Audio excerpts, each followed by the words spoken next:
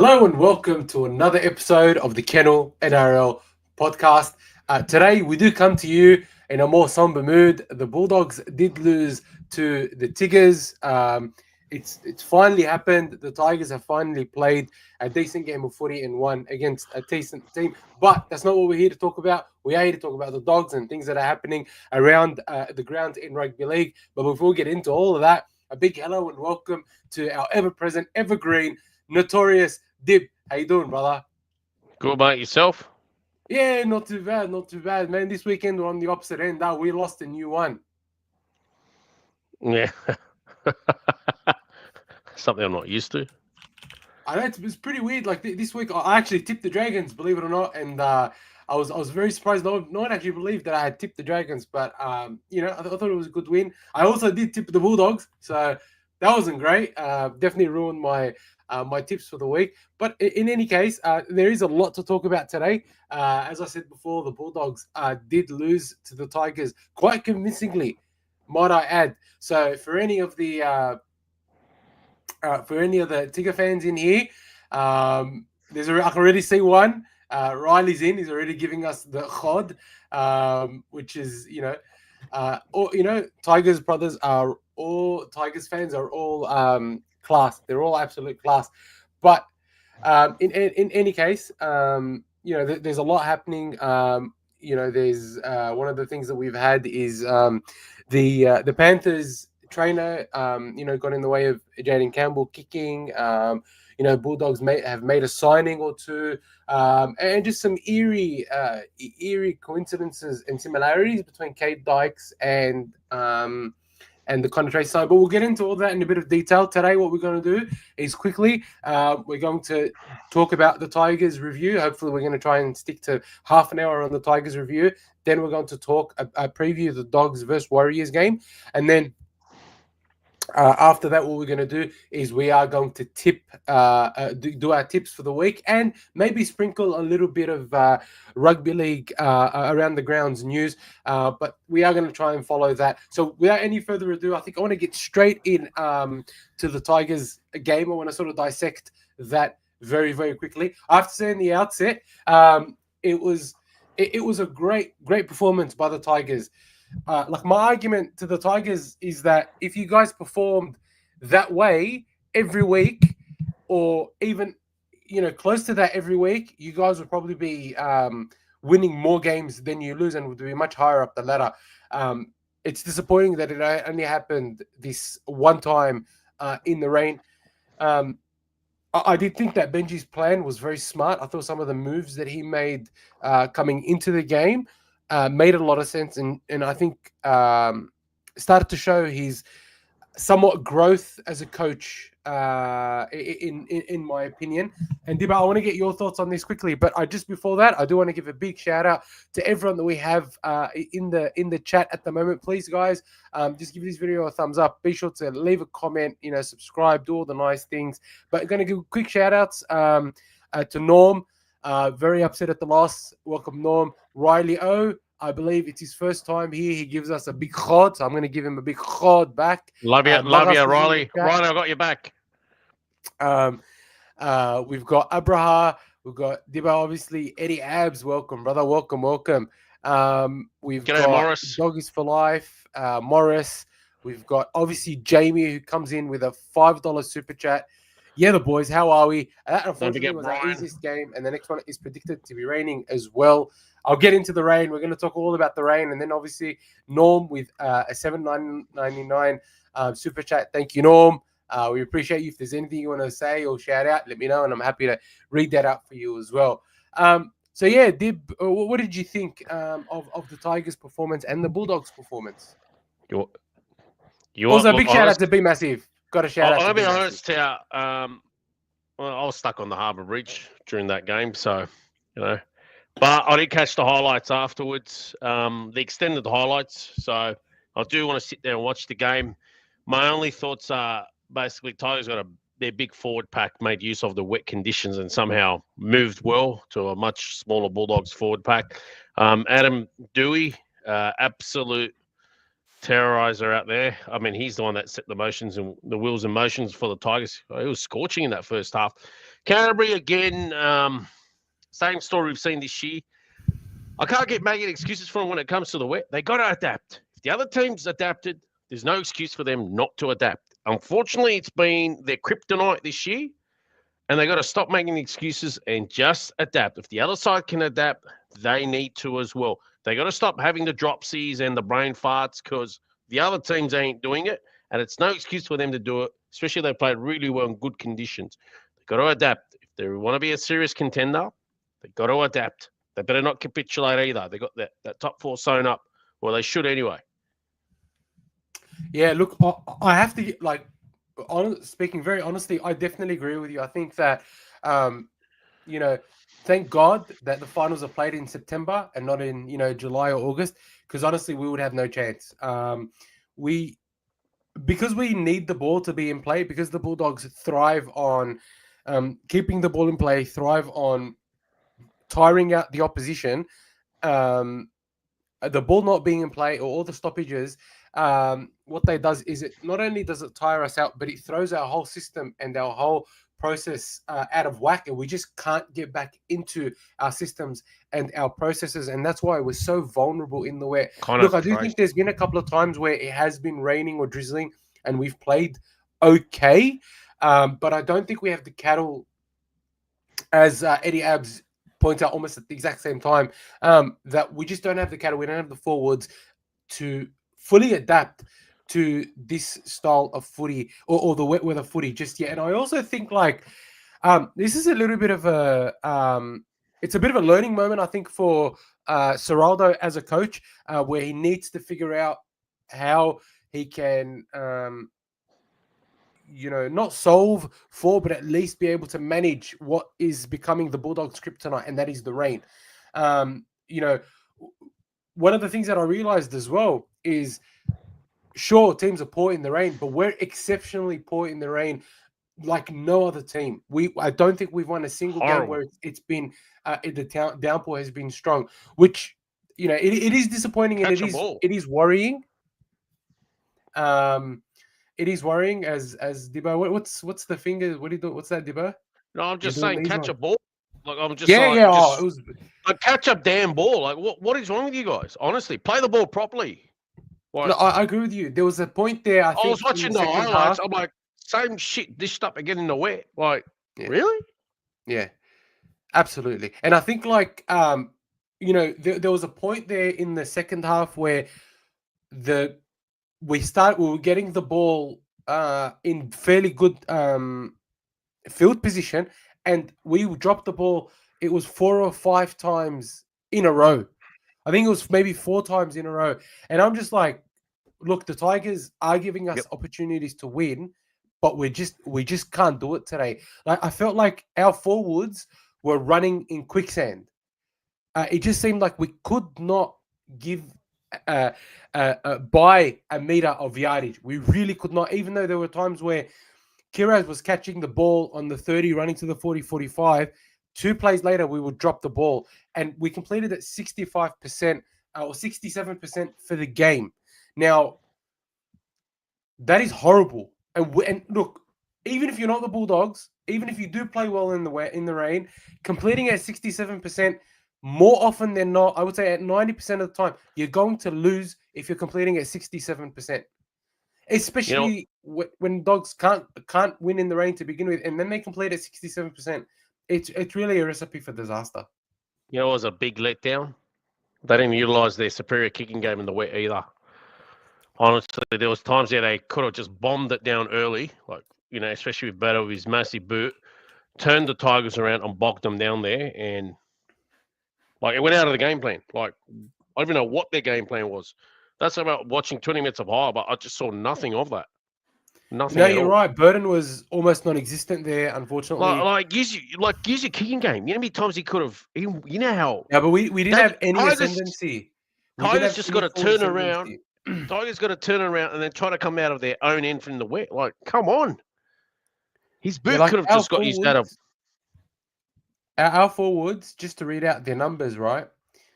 In terms of run meters, Max King 69 run meters, Samuel Hughes 55, Kikau 69. Kicking game. I know, Needed but the kicking game. our forwards are Needed. dominated. Yeah, that's where the boot comes into play. That's where you need the boot to come into Well, play. we just couldn't even get into that position. Honestly, we just really Just couldn't get boot into it that position. early. Boot it early. Yeah, The look, I fullback agree would have with been you. narrow. Turn him around. I agree with you, but yeah, it was quite disappointing. Yeah, just very poor by the forwards. I thought the Kiraz moving to fullback as well. It definitely impacted us because I felt like Tough game. Connor Tracy bringing the ball back, then Kiraz coming back through and doubling up on what Connor Tracy does. I feel like we missed that a lot, and I feel that threw off our ability. But that's not an excuse because I still felt like we could have won that game. We genuinely could have won that game. Of course, he could have won that game. Yeah, but there was no. And look, Brad Cambridge is saying, "Where's the Birdo bomb?" Look, I completely agree with you. just put a long kicks in the wet. Absolutely. Yeah, like even some of their tries that looked so well put together, I just felt like we had really heavy feet in defense, and I'm not sure whether that's because our game plan was off. We were shocked. Look, we are really poor in the rain. We are very, very poor in the rain, and unless we do something about that very quickly, I think we're going to struggle this week against the Warriors because there is 75% chance of rain. That sounds a little bit fatalistic, but I do think that is an issue. Where's it at, Akor? Yeah, it's at Akor. And look, the Warriors are not bad in the rain. I remember, the Raiders went to, the Broncos went to New Zealand, and the Warriors, in atrocious conditions, and the Warriors beat the Broncos there. Generally speaking, they play better in wet weather footy than the Bulldogs do, which is, a big problem. B Massive has pointed out that we have no speed. I 100% agree with that comment, and I think one of the things, one of the reasons why I was so fond on Wilson coming into the team was because he adds a bit of speed to the back line. I think like Tuala's lost a lot of speed since he's come to the Dogs. I remember him being a lot quicker at the Knights and at the Cowboys. And so we definitely lack speed. I thought Jethro Renekama would have been quicker, but he didn't, he didn't really impress me with his speed either. Granted, it was a very heavy track. It was a very, very heavy, wet track. So there was that. But I actually want to talk about one other thing that I think is being missed about the Bulldogs, and that is how complacent the Bulldogs are against bottom 9 teams. I think over the last 6 to 8 weeks, the Bulldogs have started to get very comfortable facing teams that are like, 8, 9, or there or thereabouts and below, and getting very, very comfortable. And it's really showing in our attitude and our performances against these teams. And look, Seraldo said it in the press conference. They came, the Tigers came with more energy. They came with a better attitude, more enthusiasm. They out-enthused the Bulldogs, and I feel like that's been the problem for the Bulldogs in a few games. So if you look at against the Broncos, we came with a really poor mentality in the second half. Anyway, against the Dragons, we had a really, really poor mentality. I felt like we just expected to, fall over the line. Against the Cowboys as well, who have the worst defense in the competition, we were only able to score 12 points. It was clear that we weren't playing well. And then we versed Manly, who have a reputation, who are sort of somewhat a good team in contention, and we blow them out of the water with not only a really good performance across the board, but our handling was excellent. Right? Like in the first half, I think it was like 21 out of 22. Yeah. So I think complacency is a really big problem for the Bulldogs. What do you think, Dibbo? And the back end of the year, I told you it'd get harder. It's heading towards the business end of the season. Teams aren't going to stick to what they were doing before. They're going to obviously evolve what they do or change up what they do. Whether they're in the finals or not, they're going to change up what they do. What's working for Canterbury previously might not be working at this time of the year. It is difficult, and Canterbury does have the extra added media scrutiny for a number of reasons. Lately, especially as well, obviously with the high-profile signing of Lachlan Galvin, plus a lot of expectation on them this year, especially with their fans. I think they must have spent about 16 rounds celebrating in Belmore. That brings a lot of attention as well. Obviously, Phil Gould gets a lot of heat on himself, and obviously, just Canterbury's demands. It's supposed to be the club culture. They demand success. They demand to be in the finals every year. Going multiple seasons. Like you might have one season every 10 years without a finals. Fair enough, or every 20 years, really. That's how it used to be. But tough. Honestly, it gets harder. Like you can't stick to what you were doing before. Yeah, look, I agree with you 100%. And I think what's so disappointing about the Tigers game was that every game after the Manly game should be a finals game. Every game after the Manly game should be one where we're hoping to improve and to prove ourselves week in, week out. Because I thought the Manly performance was clinical. The Manly performance was what we needed. Oh, and then because we performed so well, I feel like we didn't back that up against the team that is not expected to make the 8, was not expected to win. I think hard we game. read. Look, Very hard. in hindsight, it does seem like a hard game, but there's no excuses for that. Of course, but it gets, it's hard because Manly was in the 8, Tigers not in the 8. How am I getting up for this one? How am I preparing for this one? They play different styles. And then the weather was atrocious, even more hard. Very hard. It was a game they needed to have, but it was a game they needed to excel in. This was it. I know Connor Tracy's out. It's a big loss. But 15 or 16 of your starters, who I feel will be in the finals, were there. No Anyways, excuses. they got plenty of time to make amends. Yeah. And look, we've got 5 tough games, and I actually think our tough run home is going to set us up in good stead for the finals. I don't think you want an easy run going into the finals at all, because if you look at like the Panthers in 2021, they had a bit of an easy run going into the finals, and I think they lost their first semi-final on the way to the grand final. And so having a tough run home, I think will suit us very, very well, because it means that we're going to get the complacency out of our system. Now, very quickly, I just want to refer to some of the comments that are being made in the chat. And if you are listening to us on Spotify, I do apologize that, if you can't see the messages, I will try and read them out all the time. But if you are on Spotify, you can watch the video as well, just as you can on YouTube. Now, one of our, subscribers, Tiam, has said, Elmo, I agree, Manly win was superb, but we need to look at it with open mind. They played without Paseka, Nathan Brown, and lost Homoli early. They were missing their big props. I want to agree with you there, Tiam, but what we need to remember is that we were perfect in the first half. We were close to perfect in the first half. We were 21 out of 22. We did what we do to all the teams, and they ran out of puff. They came out and they were playing very, very hard. And look, again, you can only beat what's in front of you. So while I agree with you, I think we showed what our capabilities are when we get a roll on.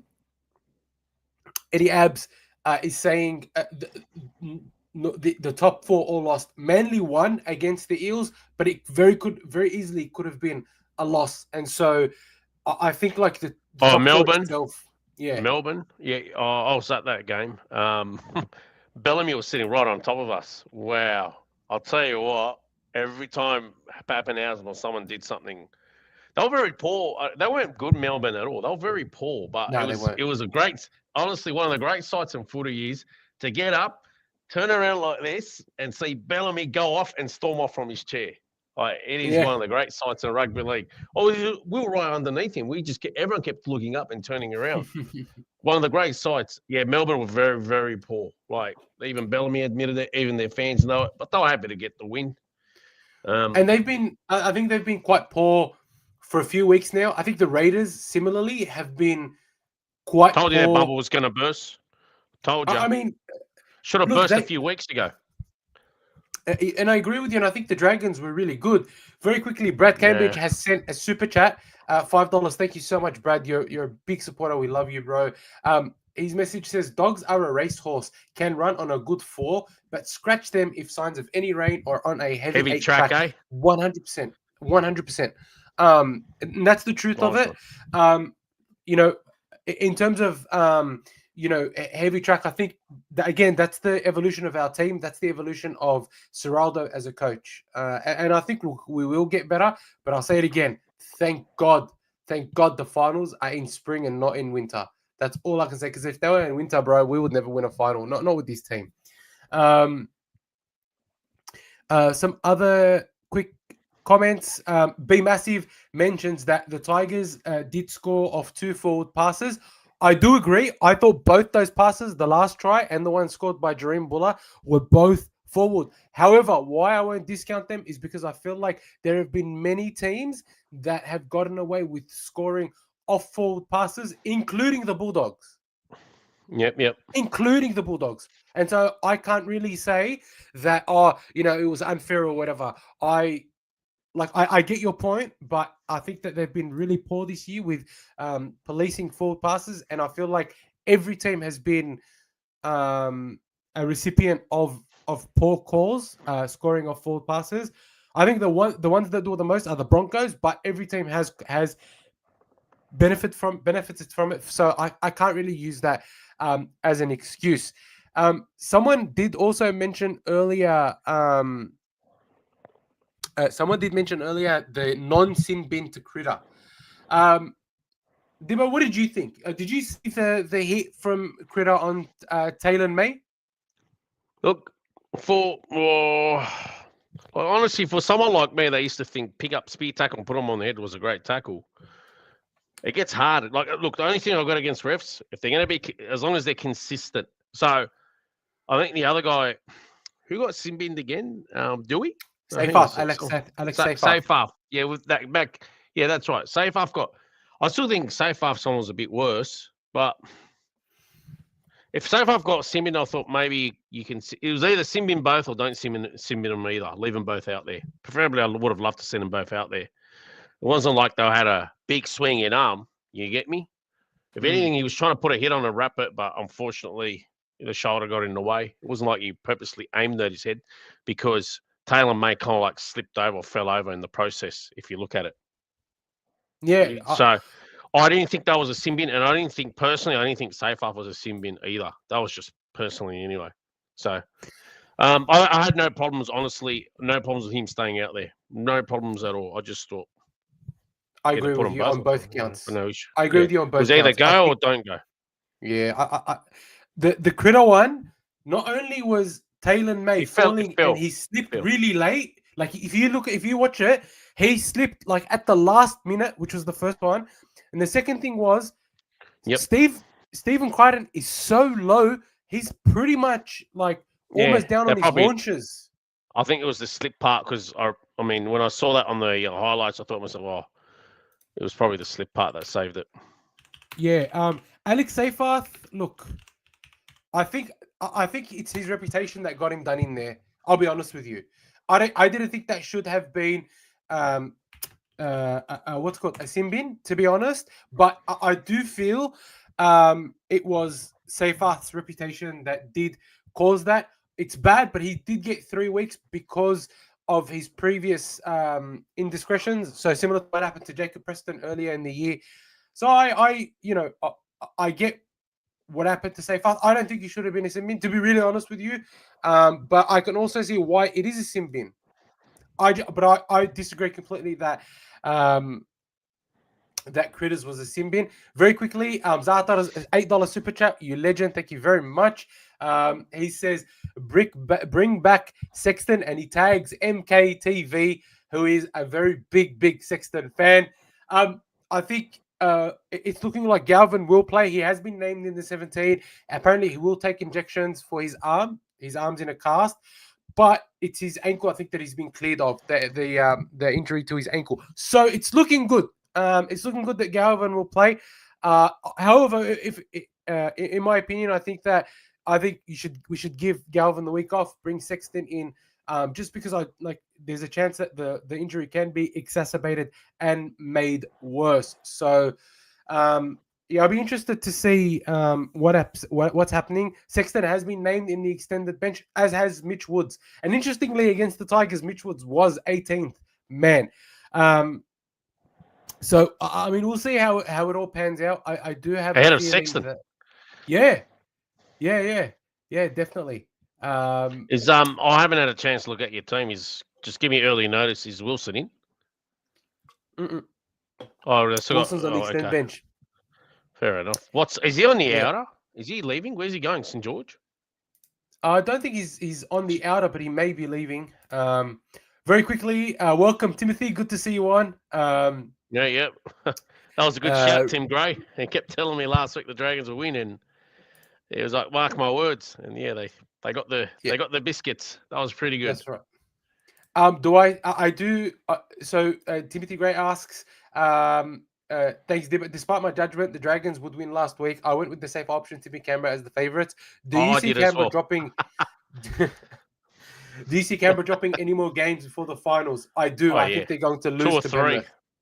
I 2 think or they'll 3 lose to at Penrith at the very least. Oh, I could see them losing 2 or 3. Who knows, even more. But I don't know how they'll. I don't know if they'll lose 2 or 3. That Savelia Tomato is a big loss on the wing. He was fantastic. Ricky Sons. I think Ricky's son's serviceable, man. I think he's serviceable. He's not great, but he's serviceable. He's a Come liability. on, you're just a hater. What do you mean? They traded in their what's it called? Their BMW for a Nissan Pintara. You know those old crappy Pintaras. I mean, or Nissan they are Bluebird. trying to sign. They did offer Remember the Siani Nissan Bluebird? Finau. They offered Siani Finau, your other Dragons winger, a contract. Good signing. I don't understand, bro. No, good. Savelio's. Oh, what a loss he was. I know. Good on Siani. Tells me Flanagan's clearing the tarmac to get some players in. Hopefully, he brings in someone like Kiraz, a halfback, Dewey, just to start Wilson. Kiraz coming back home to St George. Apparently, I was watching this podcast yesterday or before yesterday. Apparently, St George was the first side to give him a run in rep footy. So what was Canterbury doing? Kiraz. Well, how old was? When was this in the young days? Yeah, Matthews and SG Ball.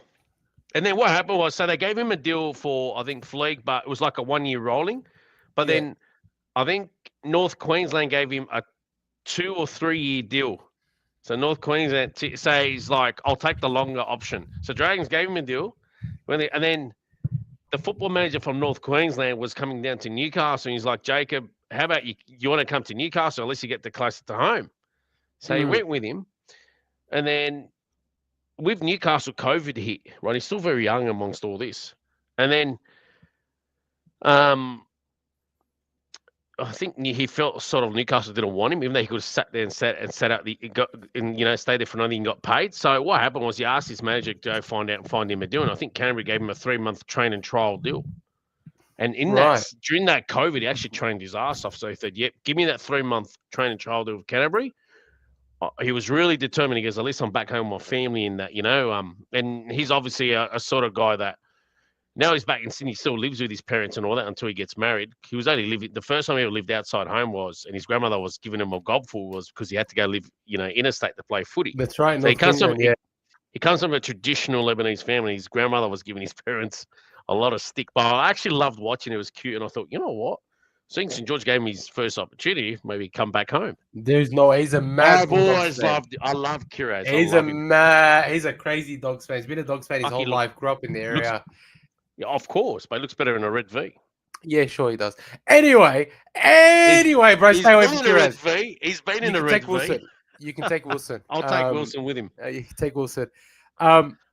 Now, what I quickly want to talk about, Maras is saying Benji in a press conference said it. We scored a couple of forward passes. As I said, you could tell, and I knew they were forward passes, but again, every team has benefited from them, so I'm not going to take that away from them.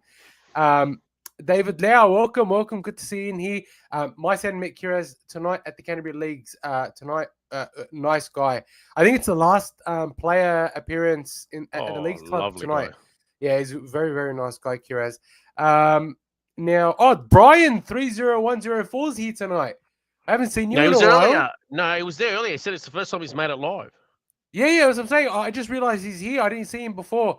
But it's good to see you in here, Brian. Welcome.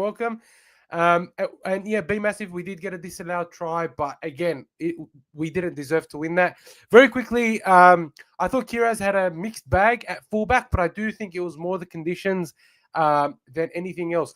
What I did really like about what the team did was, so 2 of our tries came off a Critter try assist with his slick passing. What it seems to happen is in defense, Kiraz is playing fullback, but in attack, it seems that Critter is slotting in very slowly or very, very subtly into the attacking line. And I think that's going to work wonders for the Bulldogs if we can continue to play that. I think in better conditions where our forwards are getting absolutely pummeled, I reckon we can do some absolute damage against teams, especially if Critter is chiming into the attack. I'm not sure if you picked on that in the highlights debate. You may not have, but I do reckon there's something to Critter playing fullback in attack, because he was, or even second receiver in attack. I thought it was great, and he's got very, very slick hands. And as Atar's saying, he's a big boy that can draw in defenders and get the ball out, which worked very, very well. So I'm liking that, and I think that could be a very big positive for the Bulldogs in attack. Very quickly, Mr. Zara Abdul. Welcome. Good to see you in here, brother. Jason Burns. G'day, Jason Burns. G'day. Welcome. Welcome. Hey, I just want to stoke the flames. What's that? How come you guys were a bunch of sore losers after the game over some sort of signal? I've never done that signal in my life, and it's funny. I came home today, and because I've had such a busy weekend and work day and today, so it's funny. Dad was actually talking about that sign and all that. I don't want to put it on camera, right? But you know how it goes.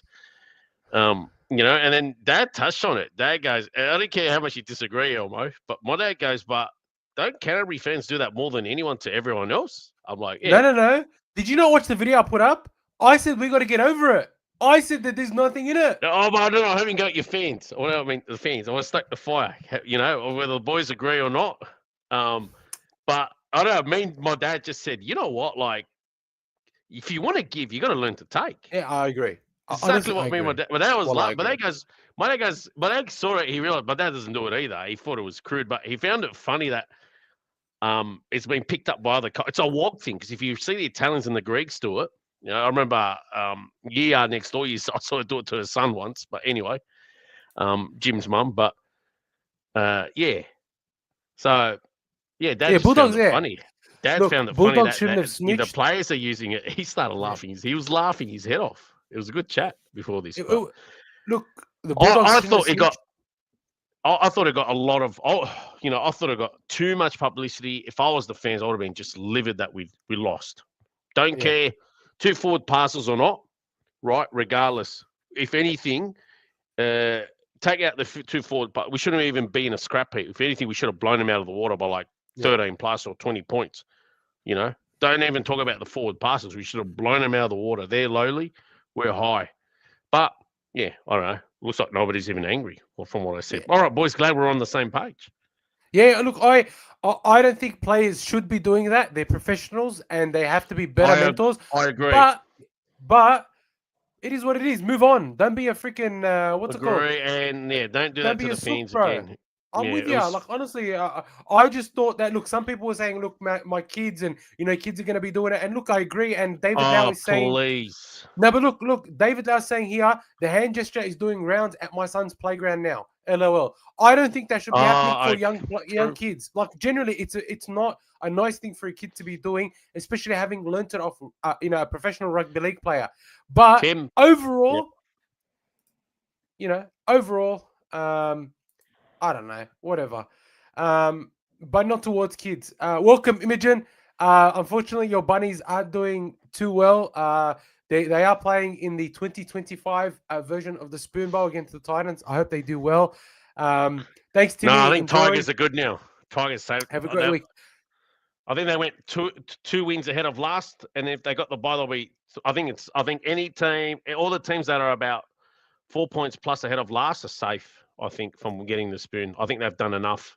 Well, no, I'm talking about So Imogen is a Rabbitohs supporter, and they're facing the Titans this week. And I'm just saying that it's going to be It's going to be a good tussle between the Rabbitohs and the Titans. Apparently, Latrell's on the extended bench. Those Rabbitohs, man, they've been riddled with injuries.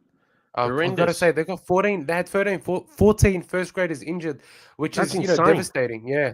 Yeah, I hope they don't get the Spoon. Because really, they're not a wooden spoon side, not at all.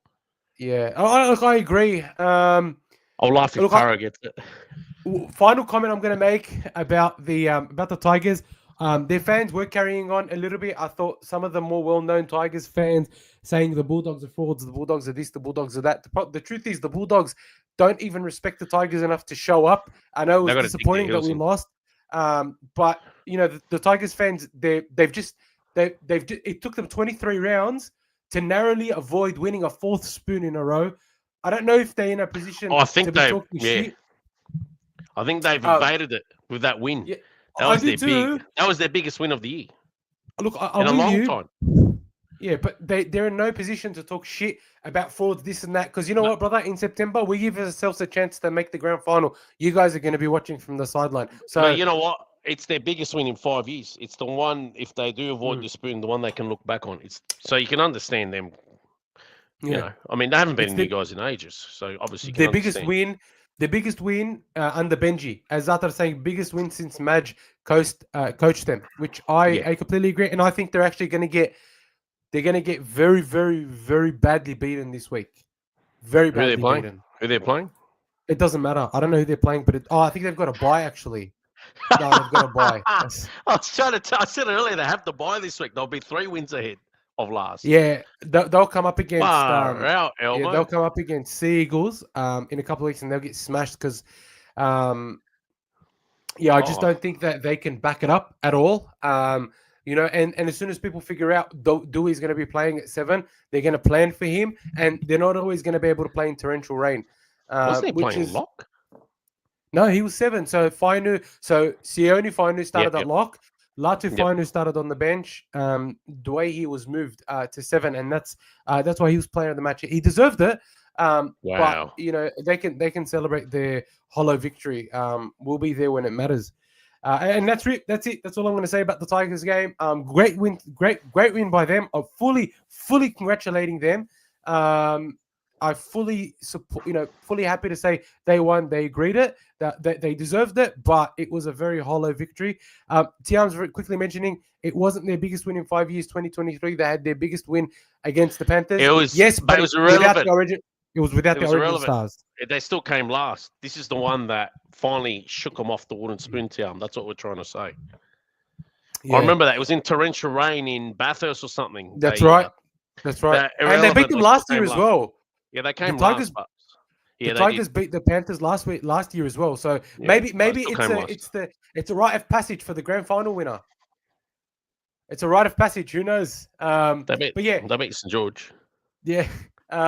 So that's the situation. Look, that's the game. I think the Bulldogs need to bounce back against what I think is going to be one of the matches of the round, with the Bulldogs taking on the Warriors at Accor Stadium. So this year we're not going to be versing them at Mount Smart or wherever it's called.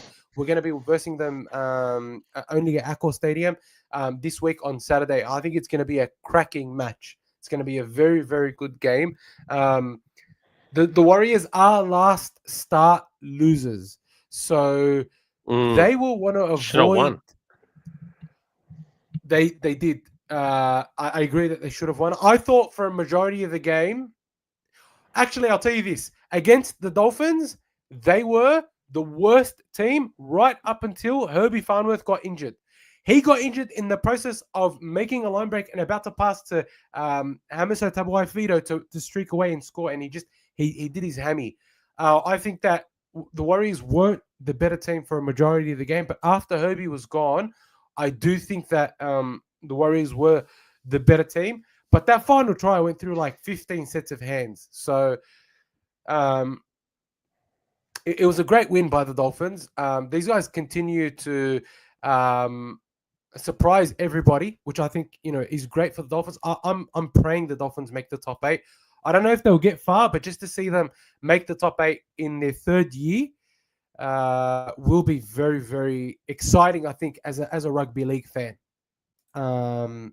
What do you think about what are your thoughts there, Dib?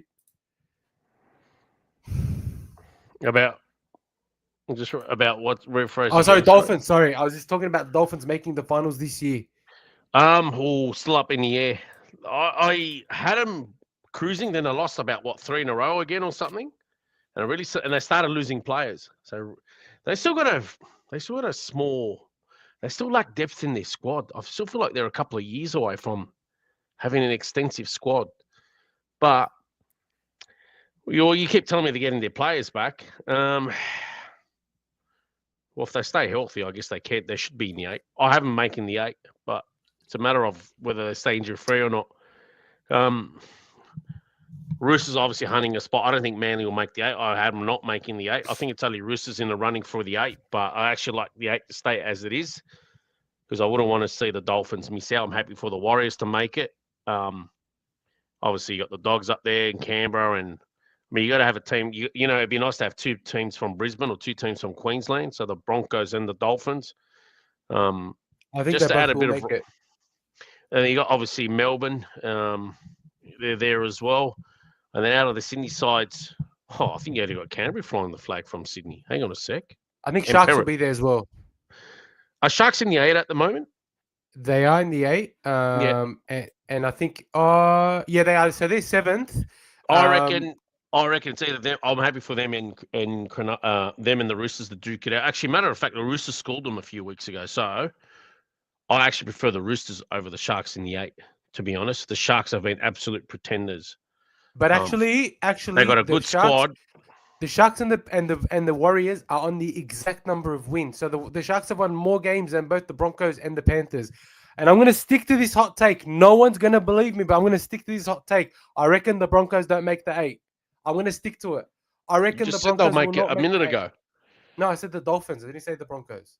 Oh, okay, I said the Broncos are right now in the 8, but I still reckon the Broncos won't make it. But aren't the Broncos on 28 points? 26. Oh no, yeah, they are on 28 points. You're right. Yeah, no, you're right. And what's 8th on 24? 26. Oh, yeah. What a tight logjam. I think. Oh, we'll see what happens. I think they. I have them making it somewhere in the bottom 4 of the 8. What a logjam! Wow. Oh man, that Penrith side, they're just coming up and up and up. The chips are against them. They were Gonskis, and then Cleary rocked up. It's ridiculous. Oh no! But yeah. Let's get to this preview of the game. Let's go. Let's do it. So look, I thought it's interesting that they keep playing with their back line. They keep changing things around. They are suffering some bad losses in terms of injuries. So Luke Metcalf and Barnett are obviously gone for the season, so it's definitely affecting their ability. And then last week they were missing James Fisher-Harris, right? Their captain. Yep. He is named on the extended bench. I think we'll definitely see him play. And the Bulldogs are 1-17 as they were against the Tigers, which I think is a good call by the coach. I did expect Sitili Tupanua to at least be named on the extended bench, but it looks like Sitili's name not there at all anywhere. So I believe they may be giving him an extra week to make sure that his hammy's right. I think that's one of those ones where you don't want to take caution or take the risk again and then get him out for another 6 weeks or whatever. Because I do reckon someone like Sitili Tupanua will be very, very instrumental to us against some of the bigger teams in the semis. There is Eddie Abs thinks that James Fisher-Harris will play, whereas Tiam reckons that Fisher-Harris won't play because he isn't back till next week. What I think is interesting is that I reckon Fisher-Harris will play only because the Warriors will be desperate to win this game to avoid dropping out of the 8. I think that this week the Panthers are playing the Knights. If we beat the Warriors and the Panthers beat the Knights, the Panthers will be in the top 4. The Warriors will drop out. And my honest opinion is that I think the Panthers are going to put a cricket score on the Knights as revenge for that loss against them earlier in the year in Bathurst or wherever it was. I do think that if the Warriors drop out of the 4, they won't be. I don't think they have the cattle to get them back into the 4. I think if they lose their 4, they're not going back into it. Yeah. I don't think they're getting back into it. So that's my thoughts. Do you reckon he'll play? Dibbo, you were saying before. Do you think James Fisher-Harris will play? Well, they've named him in the 23. Why would you even name him there? He's a starter normally. You get me? So he's definitely playing. I don't know. I reckon he's playing. I can't see why he wouldn't be playing. Yeah, I agree. I think he's a starter. He's not a bench player. He's a starter. I mean, look at their front rowers, Nia Cora and Jackson Ford. It's a skinny front row. That Adam Fanua-Black was a massive loss. It was a huge loss, yeah. Yeah, Nia Cora's a second rower. I think Nia Cora's been okay, but he hasn't. I don't think. He's not. He hasn't been that barnstorming forward that like Fisher-Harris is or Adam Fanua-Blake is. What do you think of the Bulldogs pack? Do you think we're missing one big forward? Like realistically, after last week, is that a sore point for us? You know what? He's not even. I didn't get it. He's not even. I mean, Kiko's a giant. I didn't get what people are on. Like even Preston's like 6'2", 6'3". Sam Hughes is like 6'4". King's like 6'2". Like I don't know. It's your bench. It's not the starters. Yeah, you just need a bit more size on the bench. Like why is Bailey Hayward and Kurt Mann on the bench? Like there's a case that you can not even need Hayward because Kurt Mann plays hooker. He plays lock. He plays half. Or fuck off for Harry Hayes. But Harry Hayes I like. Josh Curran's another forward. It's crazy. Josh Curran could even play your hooker. Literally all 4 players on the bench could play hooker, lock, and somehow in the halves or in the centres. There's too many like for like on that bench. Get a specialist 2 front rowers or a second row and a front row on the bench. Like a Hamish Stewart sort of player. Out and out, forward. Like a Couchman off the bench. Like why?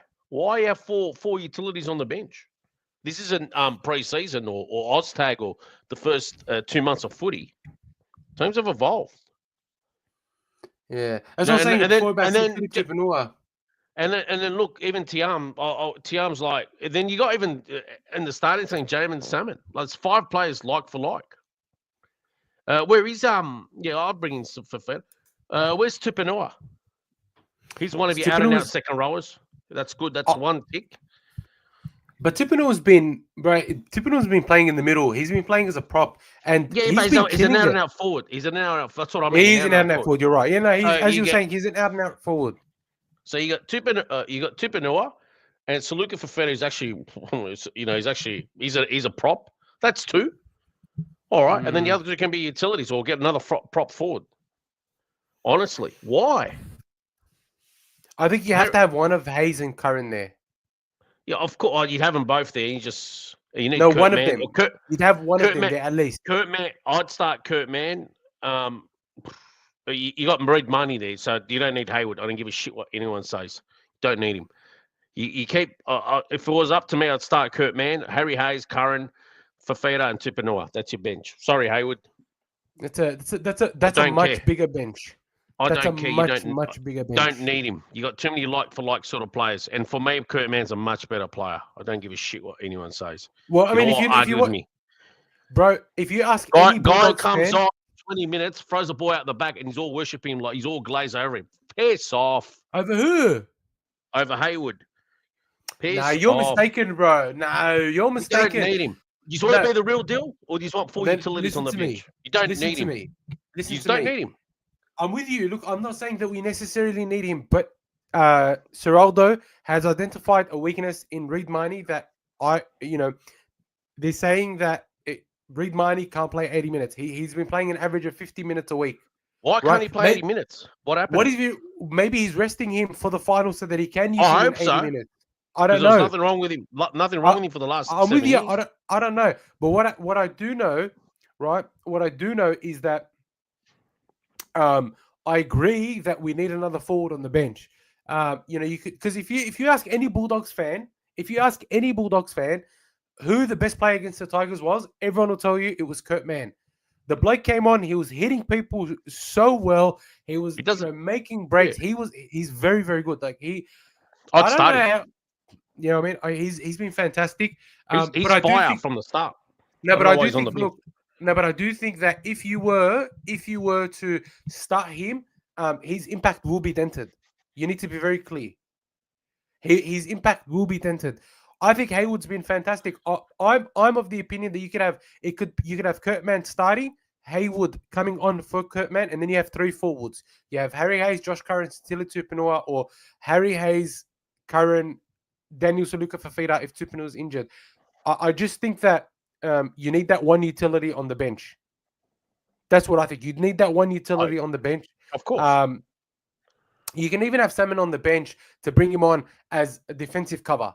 I don't think it's a good idea, but it doesn't look like realistically, he's not going to do it. Realistically, Serrato's not going to do it, bro. You know what? It's time they look towards the forwards. Time they get serious. Honestly, start short. You Fafita. When's Tupanua back?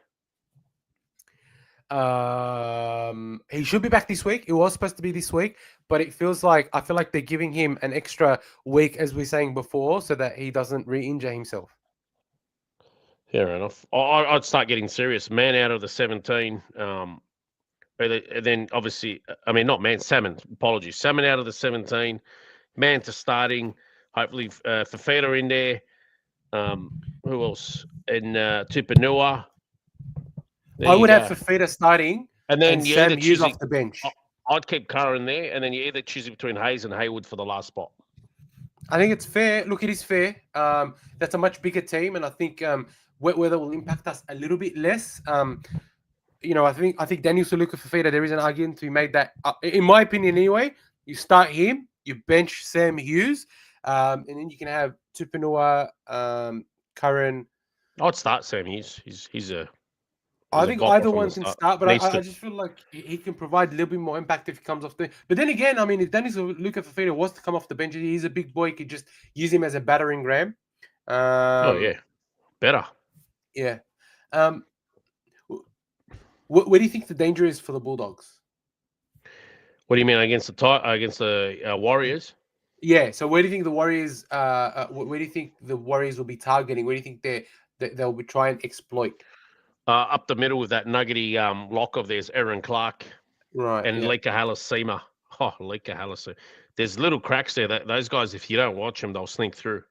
Honestly, like, you know, obviously they got a good they got some good flyers there in the back that really have a go. Tuivasa, Shek, Klukstad, and Dylan with Tinzelesnik can nabby 4 pointers. You know, there's Tuala and Renakama.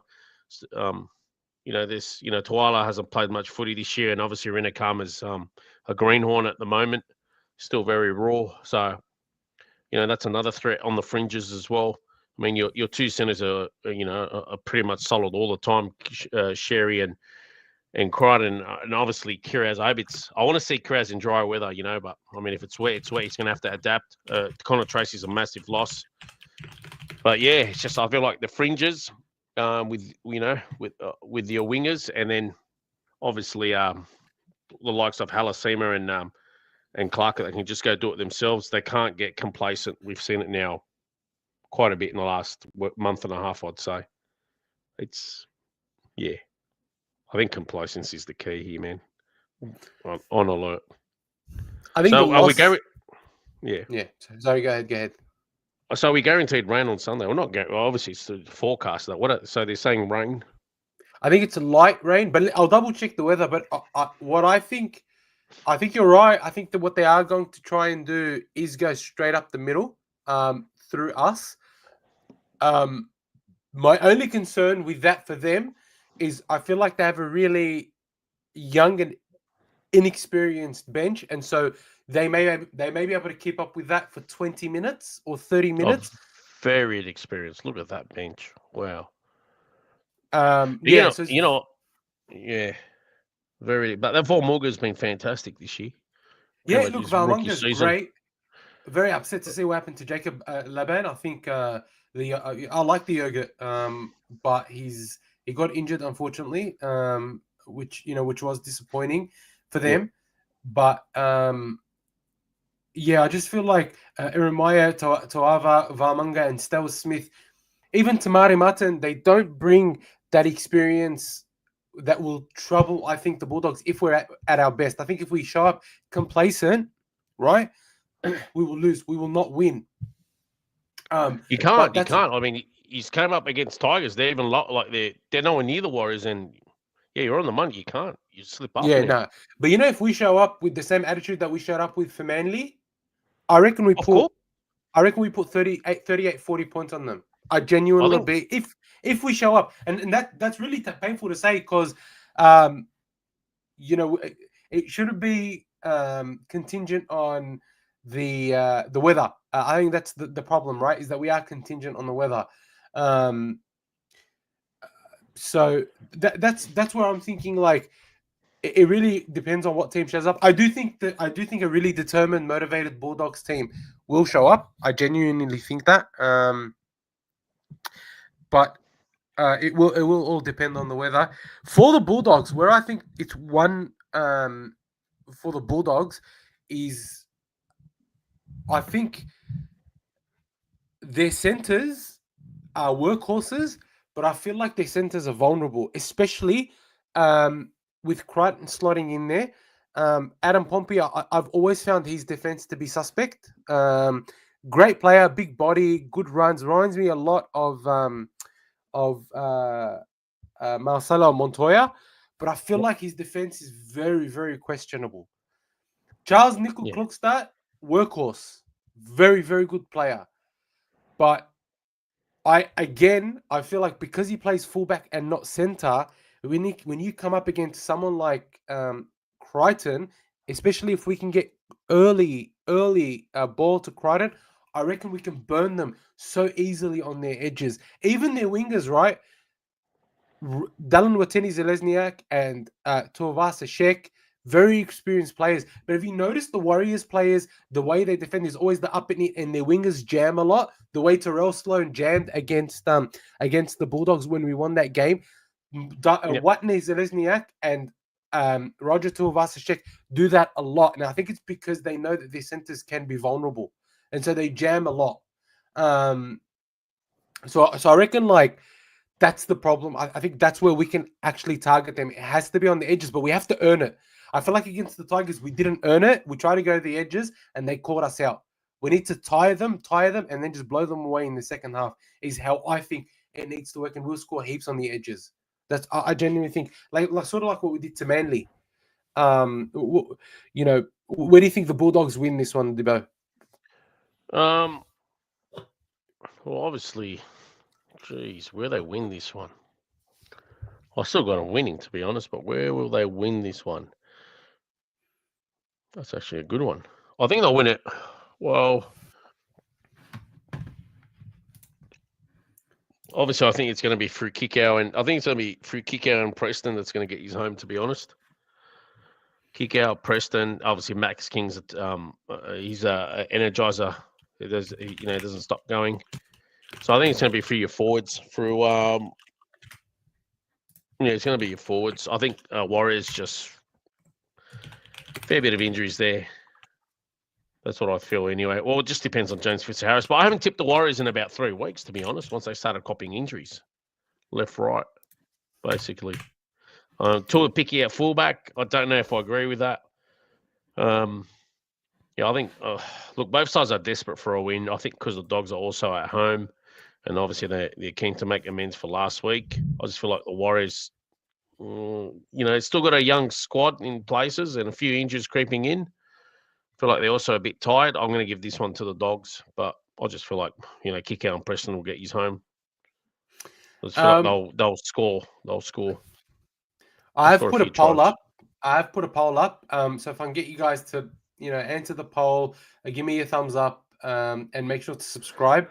I have got a pinned comment as well in the chat. That's if you wanted to become a member of the podcast. I think it's about $6 a month. And what it does is it just helps us to pay for all the tools and equipment that we use for the Kennel podcast. It's like $6 a month. The link is in, it's the pinned comment in the chat. You can become a member, sign up, and it's just like a $6 a month recurring payment that just helps us cover. Look, we're trying to build a community, and so if you do want to be a part of the community, we would love to have you. If not, that's completely fine. We love you anyway. We love all your comments, we love your interactions, and we really enjoy your time. Big shout out to everyone that's in the chat: Magas, Norm, Tiam, Benji, Taga. Welcome on Facebook, Benji, Tiam, Norm, Jamie. Another $5. We need to make the big boys move and hold the ball. If light rain, I think we will be good. If it's heavy, I'll be worried. I agree with you. I think we played okay in the light rain against the Eels when we beat them 30-12 or whatever it was. So I think you're right. Like if it's heavy rain, I think we do struggle, as can be seen. So that's that. Please be sure to vote in the poll. Look, I'm going to say this. I think the Bulldogs are going to win. I'm going to give two predictions. If it's raining heavily, I think we win 24-20. We grind a win out. If the weather is even semi-decent, when it's not too heavy, the track isn't muddy, I reckon we win 20+. I reckon we win 40-18, 40-16. I do think that the Bulldogs have it in them, and we've seen against a team like Manly that when we put it on, we can put it on. And I do feel like the Warriors are a little bit better than Manly, but also not that much better than Manly. So that's my honest opinion. I think that we could win and win well.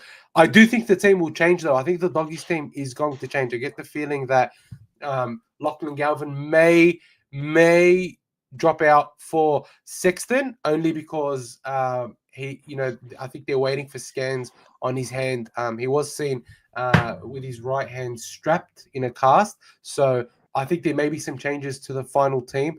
I'll be interested to see what the 24-hour team looks like, and whether Sitili Tupunua is sort of parachuted in. But we'll have to wait and see. What I do want to see, though, is Burton running the ball a little bit more. I thought he didn't run against the Tigers at all. He just did not run at all. And I think that showed in his performance. Against Manly, he ran for about 250 meters. And against the Tigers, I think he barely ran. He barely ran 50 meters. So I think we're going to need him to get back to that running style and take more control. I felt like against the Tigers, he didn't take any control. And anytime Burton takes control, we win. And I think he needs to know that. And he needs to sort of internalize that he's in charge, and we're going to need him to be in charge if we are to make a run in this finals series. He ran for 86 meters. That's a quarter of what he ran, or a third of what he ran against the Tigers. Against Manly. G'day, Knox. Good to see you in here, man. Welcome. Luke Biari. Leka Halasima scares me. He's an absolute weapon. Love him. I reckon he's fantastic. I think he's one of the best young players in the game. Leka the Wrecker. Definitely one that we're going to need to keep an eye out for. Definitely one that we're going to need to shut down. But he will be up against Jacob Preston, and I feel like Jacob Preston will definitely have his number. In definitely my opinion. Let me have a look at the poll. What the current what it's looking like. So 75% of the votes think that the Doggies are going to win. 50% of them think that the Bulldogs will win by 1-12. And 25% of the votes think that the Warriors will win. I don't know who's voting for the Warriors, but you guys are. There's no way the Warriors win. I don't think, not this time. So I think. I think in this game, I do think Bronson Cherry will have a good game. I reckon Bronson Cherry to score a try, and I think the Bulldogs will win and win well. Dibbo, who do you think is going to win, and what's your sort of prediction for the score? I know you said Doggies. Just give me a prediction. Yeah, man. I thought he's going to score points. I'll go Dogs 20-12. 20-12. Any try scorer? Any try scorer in particular you think will score? Yeah, Preston, Kickout, and Burton will be my try scorers. There you go. Nice. 3 of them. I like it. I'm just checking the the forecast for the game on Saturday. So at Homebush in the Olympic Park, the forecast a minimum of 9 degrees, a maximum of 17 degrees. Actually, let me share this screen because nice and toasty. Yum. Can't wait. Let me share the screen. I think St George is playing Cronulla at Cogra the same day. So the 9th, cloudy, high chance of showers, 9 millimeters. Only 9 millimeters though. Like very 9 minimal mils. showers. That's not minimal. Yeah, it is. 10 mils. 9 mils not that much.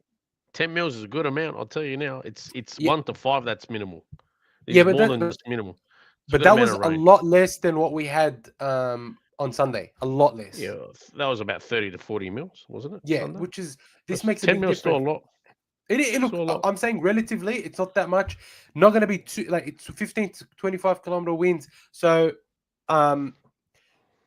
we should be a lot better and much better position on Saturday than we were last Sunday. But again, the rain is going to play a massive factor, and I really hope that the boys are getting in and amongst it to ensure that we're not letting the rain dictate how we play this week. And with that, I think we've come to the end of the doggies discussion. I think we've sort of given our thoughts on who the Bulldogs, how the Bulldogs will perform. I think Tiam's just mentioning quickly, and I agree with that it'll be similar or just a little bit more rain than the Eels game, rain-wise. If you remember that Eels game, we actually played quite well. We completed high, and I think we ended up winning, honestly, I think it was like 36-8, 36-12 or something like that. And I envisage a similar score. Peter G, have a good one, bro. Thank you so much for joining, and Thanks, have a good night. Norm Eater, thank you so much for your second $7.99 super chat. Really appreciate it, bro. Thank you very much. He did say, kick long, kick early, turn the wires around constantly. Nice one, Norm. I think if we get back to that, we will definitely be able to win. Abraha is saying this game will all depend on kick out. If he plays good, puts a lot of pressure on Tanner Boyd, then we win 1-12. If he plays lazy like he did against the Tigers, then we lose 13+. I think it's a lot of pressure on one player. By the way, just on that, do you remember last year? I don't know if it was last year or the year before. There was a game where we played the Titans and kick out absolutely terrorized Tanner Boyd. Like I reckon Tanner Boyd still sees kick out in his nightmare. Like in his nightmares. That's how bad it was. I remember he charged him down like 3 times. Wasn't that at Belmore? I think it may have been the one at Belmore, actually. Yeah. He absolutely terrorized him. Absolutely terrorized him. And so I think, there's a big chance, there's every chance that kick out will be out to do that again to Tanner Boyd, and he's hoping. Hoping that Aqua Stadium doesn't cop too much rain between now and the end of the between now and the game. I think that I want to see a good, clean game. I want to see a high quality game, but I want to see the Dogs absolutely smash it. Abraha's asking Elmo NRLW. We got, as I was just saying, we finished. Give NRL. it 30 seconds. I was just about to say we finished NRL. We're going to get onto the NRLW very quickly. Who they got this week? So the Dogs and the Tigers played out a draw for the first time in NRLW history, right? NRLW history, and it was. I watched that game. The girls put absolutely everything into it. I kind of felt bad, honestly, for both teams because I felt like they both did deserve to win. There was at one point one of the Bulldogs players. She did actually get up and play the ball facing the wrong try line, which I found pretty funny. But it was a great comeback by the girls. They were losing 14-4 at halftime. We did come back to even the game out, and I've got to say, Taylor Preston at the Bulldogs half. I think she's been so good for the Bulldogs. She's been so great for us at halfback. She's really playing like she leads and she wants to lead, and she's leading by example. And I think like our team's only going to get better and better.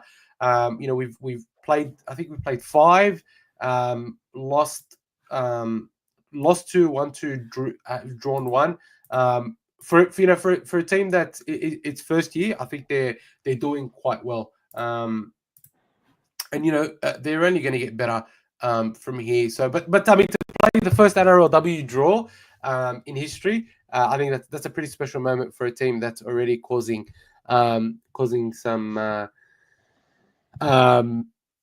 creating history, which is great. But yeah, that's what I think. Dibbo, have you been catching up on the Dragons girls in the NRLW?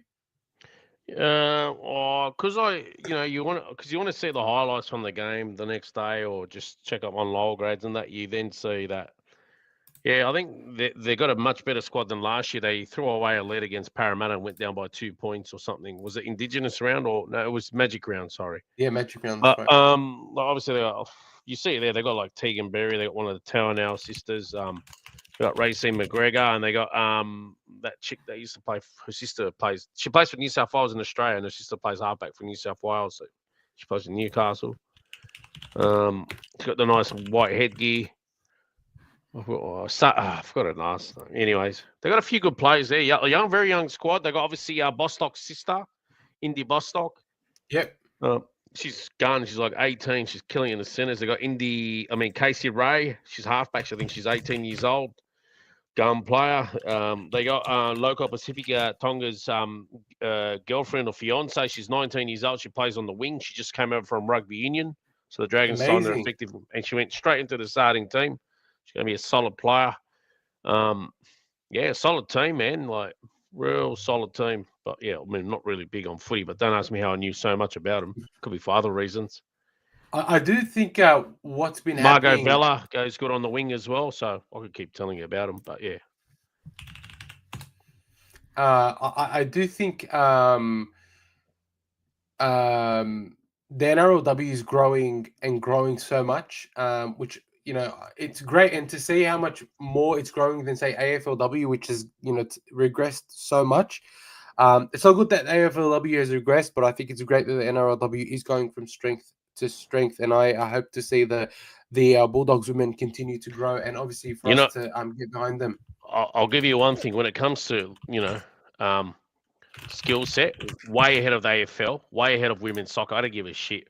Women's rugby league, the quality is way better than a lot of other team women's sports, I find. Like, honestly, basketball, they're great. The women, I find, they're good at volleyball. They're good at netball, I mean, tennis doesn't count because it's an individual sport, but I find rugby league's better than most team sports in terms of quality from what I've seen. AFL the AFL women should just give up. That is horrendous to watch. I think they need to horrendous. They need to look at what they're actually doing. You know what it is? No, I'll tell you what it's wrong. They shouldn't play them on 150-meter fields. They need to play on like 120-meter fields, like 40 meters, or even 100, something like 100 almost. And maybe you're just two players off each. So it's too big, the fields for them. Even the women in NRLW, I feel like they need, like, what's a rugby league field dimension? 100 by 60? Something like that, yeah. I feel it's 120 by 60. No, but I'm not counting the in-goal. Don't count the in-goals. Right, let's not count the in-goals, all right. Try, yeah. From try to try is 100 by 60, right? And like sideline to sideline. I feel like it's got to be something like 90 by, say, 45 or 50. Those dimensions are for men. I'm just telling you biologically. And even now we think the men are just, they're born more, in terms of. I'm with you. I don't disagree that biologically we're not the same. But you know what? Can I just point something out, bro? Yep. Bro, Taylor Preston kicked 2 40-20s, right? So to your point, in the NRLW, it's a 30-meter kick. It's not a 40-20 in NRLW. It's a 40-30, right? Oh, perfect. Very good. Yeah. There you go. There you go. However, Taylor Preston's 40-20s were actually 40-20s. I was impressed by the execution of the kicks. The 40-20. Yeah, it's only a 30-meter kick. I'm with you, but how often do we see 40-20s, even in the men's game? They're not like... The men's harder. For me, men's harder to kick because the men cover ground much quicker. I agree with you. No, I agree with you. But it's all relative, right? So for a woman to be able to kick a 40-20, right, relative to other women that are also rushing her and relative to all of that, her 40-20s were remarkable. Like, when I seen it, I was like, bruh. She didn't even kick a 40-20. The ball went out like close to the 10-meter line. So she kicked a very good 40-meter kick, which I thought was very impressive. But again, also don't forget, the women play 70 minutes. They don't play 80. Yeah. So I think like you're right, but and I think the dimensions need to competition be does acknowledge that. I think that everything becomes a little bit more relative. But however, look, the women next week they take on the Warriors, who are also just new back into this into the NRLW competition at Accor Stadium. Dogs are favourites, and I hope to see a good game again, and I hope both teams play well. I did find it surprising last week that they dropped Holly Wheeler and Tegan Dimmick, and they still dropped. They haven't been recalled into the team. I thought Holly Wheeler and Tegan Dimmick were two of our best to start the year. So I'm not sure what's happening there. And I think we did miss them out there on the field last week against the Titans. But with that, I think that this will be another close game. I think it'll be 18-14 to the Bulldogs. I think the only difference. I think the difference is the 6 and the 7 for the Bulldogs. Ashley Quinlan and Taylor Preston have been really, really good, and I think they're getting better and better each week. So I'm just predicting that. But again, I'm just hoping to see a good game. Agreed. Very quickly, Mo Ghanem on Facebook has given me a nice big chod. Thank you very much. I appreciate it. We haven't spoken about the chod. I think there's enough coverage of the chod. I don't want to talk about the chod, but I will take it from Mo because Mo is a very, very dedicated and long-time Kennel fan. So I will take his chod. I personally, I've always found people of low socioeconomics use that sort of symbol, and I used to always say, I think, low socioeconomics. No, it's a bit of a laugh. Obviously, with some of the Kennel fans, it is a laugh. It is a bit of a laugh. I felt like it was more people of low socioeconomics that used it. Like, what do you have to use swear I don't words think you for make that judgment. I just every second comment's got to be something vile. But anyway, a little crude. Mo Ghanem's saying we should make the goalposts double the width too. I think he's in relation to the NRLW. Yeah, look, I don't think. Yeah, I don't look. I think there have to be some. Smaller field dimension. They're closer to the post. No need to double it. Just got a smaller dimension. Brings them closer to the goalpost as well. Not as wide. Yeah, maybe. Anyway, look, with that, I think what we're going to do now, if you guys, Dibbo, you have 10 minutes, we're just going to quick preview of the upcoming games. I want to see your tips, lads. Give us your suggestions. Yep. So let's get into it very quickly. So first we have, and I'll just share my screen. I'll just stop. No, I'll stop this one. I will stop share, and then I will share the draw. So, all right. First, we've got the Storm up against the Broncos, the Wurundjeri against the Yagara and Turbo. I thought it was Nam, but anyway. Nam is Sydney, isn't it? No, Nam's Melbourne. Oh, no, Melbourne's Nam. Yeah, Melbourne's Nam. Yeah, I'm not sure. Might be the specific area. What do they get? Wurundjeri? Oh, okay, that's probably on the other side. Wurundjeri. Yeah. That's okay. Nam is the Melbourne city centre, so. Yeah, weird. Anyway, that's probably where the Richmond area is. Wurundjeri. So, interestingly, Munster is there. Obviously, Tyron Wishart is 7 in place of Hughes. For the Broncos, Xavier Willison's broken his hand, so he's obviously out. And Jack Gazieski is back in the second row as Brendan Piakura is injured again. I already know what I'm tipping, and I want to give you an interesting stat.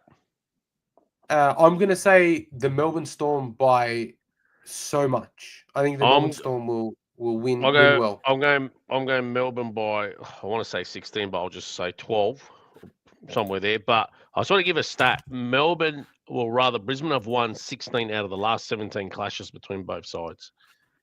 Wow. Yeah, but that's, but I always think the law of averages, the more you win, the more closer you are to a loss, I think. Well, both sides are missing players for injury. Payne Haas, I believe, makes his return. It's a tough one. It's not exactly a clear cut. I don't know. I just want to go Melbourne by 12. I think they're at home. I mean, if Brisbane win it, good for them, but yeah. The problem is no matter who the Broncos have, if the Storm put any sort of pressure on the Broncos will buckle. The Broncos don't have that fortitude that the Storm have. That's the truth. And they play good in certain conditions, but Yeah, but 16 out of the last 17. Like for some reason they got Look, the wood on the truth is Storm. that's not how the law of averages works. The game that they play today has nothing to do with the previous 16 or 17 that they've played. It has the game you play today is not affected by the game you've played before. And if we are to say it is going to be affected, it just shows that the Melbourne have that superiority over Brisbane. That's my opinion anyway. And I just think that the Broncos are. I think they're pretenders. To be honest. Why haven't Melbourne been rocking up against Brisbane? I don't get it. They've lost 16 out of the Melbourne have lost 16 out of the last 17 against Brisbane. It's an insane stat. That doesn't make sense. Take a look. Wait, Melbourne have beaten Brisbane 16 out of the last 17. No, other way around. Brisbane's beaten Melbourne 16 out of the last 17 times. Are you sure? Because I feel like I'm even looking at the last 17 games as we speak. Hang on. Sorry, I'm on the Rugby League project, and I'm just trying to find that because that stat I completely I didn't It's an insane stat. Like I'm just trying to why. Like I'm tipping Melbourne now. Like I'm actually tipping Melbourne, but Payne Haas is back for Brisbane, and obviously Melbourne's missing Hughes and Brisbane's missing a few. But I want to go Melbourne because they're at home. It's just like wow, why? Like 16 out of 17. What is in? You know what is it? It's going back to pretty much Wayne Bennett days, isn't it? Or even past that. No, it's going back to Wayne Bennett days. What a stat, eh? 16 out of 17. I can't find. Elmo's been stumped. Elmo, do you want me to send you the photo? I'll send it to you now. You're going to have to check your phone on this. Give me a second. Look at this. This is also on Fox Sports. Look at this. So, Elmo, check your phone in 5 seconds. This was on Fox Sports, and I've got something else not even on Fox Sports that also. Almost about to call a crisis meeting. In 2024, Melbourne beat Brisbane 50-12. In 2024, Melbourne beat Brisbane 34-32. So what's the stat? In 2023, where's this game at? What? Why are they giving us this stat then? In 2023, Melbourne beat the Brisbane Broncos 32-32. Sorry, it's the other way around. My apologies. Other way around. You're right. Yeah, that's what I said. Melbourne. Yeah, my apologies. I got it mixed up. My apologies. It's the other way around. But yeah. Anyway, I've got Melbourne. So yeah, we're probably by plenty. But yeah, I guess Brisbane really got to show themselves up now. Yeah. Sorry, gents. It was the other way around. Yeah. So if anything, Melbourne's probably $1.02 or something to win. Do you think so? Yeah, I mean they should be absolute morals for this one. So they're $1.49 to win. So I've got them winning. I don't know, man. They're missing their half, but yeah, that's the only thing. I think that's the only problem is that it's because they're at home, aren't they? At home? It's because Hughes. Yeah, they are. It's because Hughes is not there. Sorry, gents, that was a kerfuffle. Yep, HIA. HIA. Dibbo. No, category 1. It's not even going to get tested. It's already they've called the category 1 before I went off. It's Konski's. Mo Gananem is saying Dibbo's looking at the Dragons stats. I don't think we even got a win. But yeah, I think the Melbourne are clear favourites here to win. Now we have the Panthers and the Knights. I'm going to say Panthers by 30. 18. I'm going 18. Panthers by 30. I just think Isaiah, that Isaiah not playing. What Isaiah is injured. Isaiah Papali'i will be at lock. Yep. And Scott Sorensen comes on the bench. Yeah. Yep. Panthers. I think as well because of the last time they played and the Knights won by a ridiculous amount. In relation to how it usually goes, I think the Panthers will be out for revenge, knowing Cleary. Sea Eagles against the Raiders down there at GIO Stadium. Look, this is a tough one. My heart says Raiders, but my My heart says Melbourne, but my heart says Manly. My brain says Raiders. I reckon this will be a very close game. Um, only Raiders. because, they are the bogey team, as some people were saying before. Interestingly, Aaron Shop is on the bench for the Storm. Keep calling them Storm for the Sea Eagles, which I find, I don't know. I find that weird. I don't know. That doesn't make sense. But I don't know. What are they going to play him in the second row? They could. And Michael Cheekham gets a long-awaited reprieve into first grade. So I didn't even realize he was still playing in Australia. That's how long it's been. Yeah, it's been a while. I do think that the Raiders will bounce back, though, in a close one, in my opinion, in a very, very close one. But I wouldn't be surprised if Manly pulls one out either. No, Canberra. Yeah, no, fair enough. 28-14. And you've got the Dragons and the Sharks over there at Cogra at Jubilee Oval at the Darwin and Ewan. Why they got all these ins against us? Why couldn't they have about 6 outs against us instead? Far out. I hope Cronulla loses badly. Sucks shit. I hope so. But it's at 3 o'clock Saturday. It'll be a great game. Great. I hope the weather's not too bad. What's interesting is the Dragons have named the same team that beat the Raiders. The Sharks, I think the team is... Toby Rudolph is back as well. I thought Thomas Hazelton had a great game against the Cowboys. And I think, Blake Brayley goes from strength to strength. He's probably the informed player of the whole competition at the moment, Blake Brayley. The bloke is playing out of his skin. I just cannot believe how good he's been playing. I have a feeling this will be a close game. I am going to tip the Sharks, though. Usually I tip the Dragons, but I'm going to tip the Sharks. I think that the forwards of the Sharks may, unless they don't show up, I think the forwards... I don't tip the Dragons. It's all right. I don't tip them either. I reckon it'll be close. It'll be a lot closer than you think. I reckon the Dragons will be heartbroken again. They'll lose by, less than 6 points, but I think the Sharks will win this one, in my opinion. I got Sharks by, say, 10 points. Okay, fair enough. I think it'll be 6 or less. I do want to quickly point out that the Bulldogs have bought Cade Dykes from the Sharks for 1 year. Now, I want to point out, and thank you, David, for reminding me about Cade Dykes, because I did have it in the notes, but I sort of just skimmed over it a little bit. But the Dogs have signed Cade Dykes. Now, you know what's interesting is there has some really weird similarities between Cade Dykes and Connor Tracy. So Cade Dykes, 3 years in a row, was Bad injured, injuries. didn't play. Was the player at the Sharks, fullback, signed with the Dogs. Connor Tracy's the same. Both can also slot in the halves. Both were touted as great up and coming players. I think it's good depth. I think it's really, really good depth for the Bulldogs. Blake Taff, I don't think will get re-signed, and so our only fullback depth will be someone like Blake Wilson if he stays, and then maybe Ty Cochran, who is nowhere near ready to play first grade. So this is a really smart, astute signing from the Bulldogs. I do hope we get to see him at some point next year, whether it be resting players or, state of origin or what have you. I do hope we get to see Cade Dykes playing in the back line somewhere. Norm Eater's asking what position does he play. Look, he can play fullback. I know he can play 5'8". I think he can also slot in on the wing. So, I'll be interested to see how he slots into the team.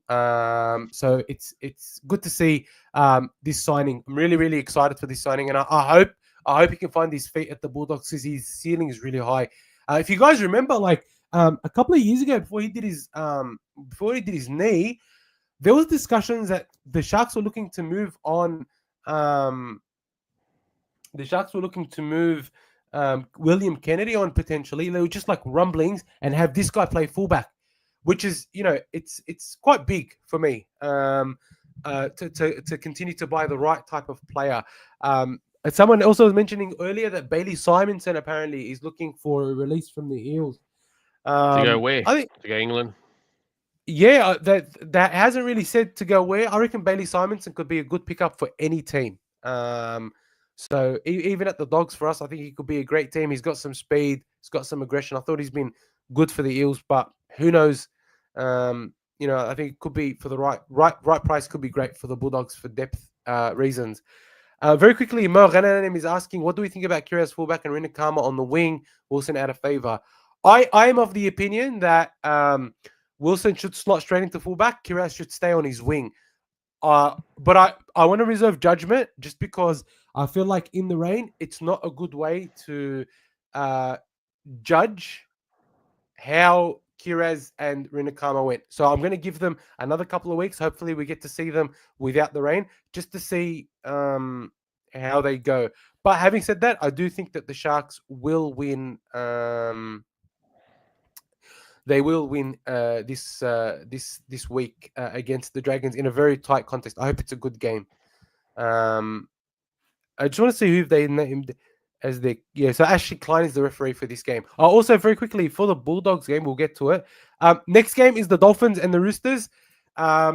This is going to be an interesting one. 8th versus 9th. The Dolphins obviously Felice Govusi is out for another 2 weeks. Who else? They've got Herbie. Herbie's out. That's right. Herbie's out. I'm gonna go Roosters. I'm gonna go Dolphins. Yeah, it's a tough one this time. I'm gonna go Roosters by 6. I'm gonna go Dolphins in a very close one. I think the Roosters' form has dipped a little bit. I did like what I saw from Hugo Savala and Sam Walker last week. But I reckon the attack of the Dolphins may still have too much for the Roosters, in my opinion. So I'm going to go Roosters by 6. I'm going to say 32-24 to the Dolphins. Far out. Big scoring game, eh? Yeah, they're both good attacking teams, but lack that final defensive edge. We've spoken at length about the Bulldogs. Adam G is the referee. Oh God. They'll be good. That's all right. No, it'll be all right. He'll have a good game. I don't know, bro. He can be very whistle happy recently. No, that's all right. He's good. And then we got the Rabbitohs and the Match Titans. Of the round. Match of the round. I'm gonna go for Iara and Katagu by 4 points. You're gonna go for Iara and Katagu. In the Spoon Bowl. Interestingly, Alafiana Khan Pereira is back. Also, Keanu Kinney has been named in New South Wales Cup. So good to see that he's back from his neck injury. Katagu. Bailey Bentley Harpe. Jamie Humphries is back. Ashton Ward is named at 6. Yeah. You got to feel like where's doesn't want him there. Is he injured? Is he suspended? Doesn't want him. Doesn't want him. Brandon Smith is back. Liam LeBlanc, Peter Mamazoulis is has recovered from his HAA. And Latrell Mitchell is named on the extended bench, so I do think Latrell will be back there. I think it will be a close one because I thought the Titans played very well in the second half and were unlucky to miss out against the Panthers. But you're right. I think the Rabbitohs will win, especially if Latrell's playing. Very quickly, I want to talk about the trainer running in front of Jaden Campbell. I'm so happy that the NRL's come down hard on the trainer. I'll do it. Yeah. Stamp it out. I'm glad you agree. I have to disagree with Gus Gould. He said this is a beat up. Bullshit. It's not a beat up. It's not a beat up, bro. I disagreed with him as well. I think he was wrong there. I don't think Cleary carried on. I think Cleary, as in when I mean Cleary Senior, I think he just copped it on the chin and moved on. You know, he knew it was wrong. Yeah, I don't think he could do much else. I didn't hear Cleary Senior whining, so yeah. Yeah, I didn't think Cleary Senior could do anything else, and I think they'll just cop the fine and the punishment on the chin. And then rounding out the round will be the Eels and the Cowboys. How bad were the Cowboys against the Sharks? They were shit. I can't believe Dragons shouldn't have never lost to them. They're just Dragons are horrible. I agree. Dragons got some space cadets in their team in defence, like in King Toga. He gifted the Cowboys the win. I'm going to go Parramatta. And I'm going to go Parramatta by 12. I'm going to go Probably Parramatta. my, I'm going to go Parramatta by plenty. I reckon probably my Parramatta's going to boldest do a tip. number on them. I reckon Parramatta will do a number Para. on them. Yeah, Para. they're playing so good, Yeah. man.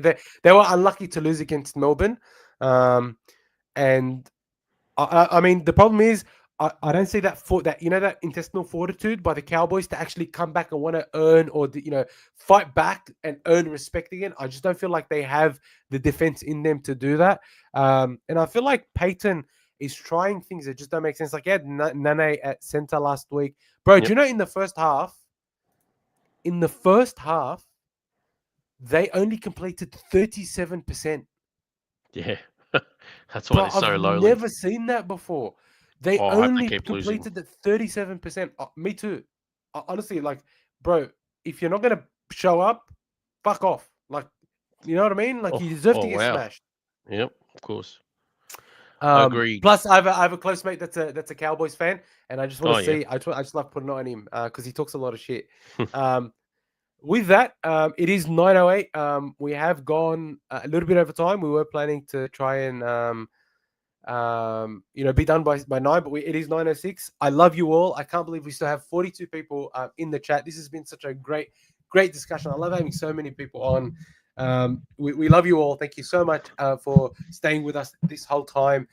Eddie Abs, Knox, Norm, Abraha, Luke Biardi, Brian 30104, Magas. Good night, Jamie. Yeah, Jamie, David Lau, everybody that's here. Tiam, we love you guys so much. Thank you so much. Jamie gives us another 5 as he goes. Have a good night, boys. Good one as always. Up the dogs. Hopefully, we have a big one and catch you on the next one. Good night. Enjoy. Hope there's a great weekend of footy ahead. Look forward to it. Hit us up on the Insta, hit us up on the TikTok, on the Facebook, anything. Anything that you guys want to talk about, join us there. And we will see you next week. And we will now go and probably go straight to bed, to be honest. I'm quite tired. But thank you very much, guys. We love you all. Up the dogs, and we'll speak soon. Adios. Night, Dibbo. Night, lad.